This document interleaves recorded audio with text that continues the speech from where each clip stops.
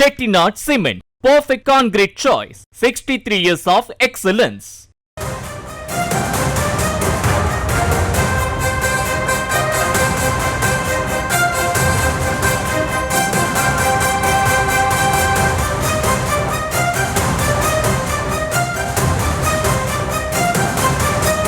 அண்மைச் செய்தி. தமிழ்நாட்டில் மணல் கொள்ளையை தடுக்க எடுக்கப்பட்ட நடவடிக்கைகள் குறித்து அறிக்கை தாக்கல் செய்ய வேண்டும் என நீதிமன்றம் உத்தரவு பிறப்பித்துள்ளது. கனிம வள ஆணையருக்கு சென்னை உயர்நீதிமன்றமானது உத்தரவு பிறப்பித்துள்ளது. கூடுதல் விவரங்களோடு இணைகிறார் நமது செய்தியாளர் மதியழகன். வணக்கம் மதியழகன், இந்த வழக்கு தொடர்பான விவரம்.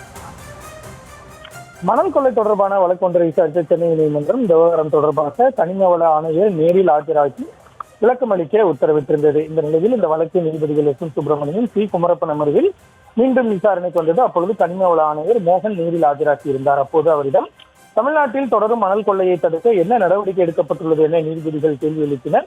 இதற்கு பதிலளித்த கனிம வள ஆணையர் மணல் கொள்ளையில் ஈடுபடுபவர்களுக்கு அபராதம் விதிக்கப்படுவதாக கூறினார்.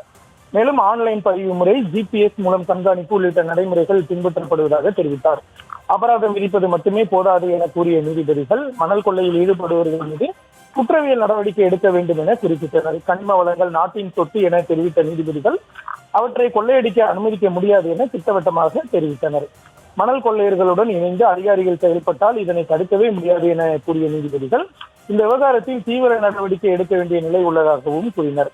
மணல் கொள்ளையை இப்படியே அனுமதித்தால் அது பெரிய ஆபத்துக்கு வழிவகுக்கும் என கூறிய நீதிபதிகள் மணல் கொள்ளையை தடுப்பதற்கு குறிப்பிட்ட நடவடிக்கைகள் எடுத்திருந்தாலும் அது போதுமானதாக இல்லை என குறிப்பிட்டனர்.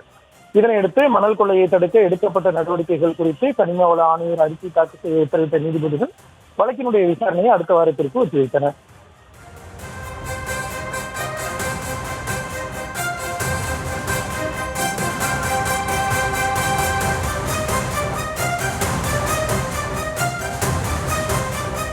விவரங்களுக்கு நன்றி Mathiyazhagan. Chettinad Cement, perfect concrete choice. 63 years of excellence.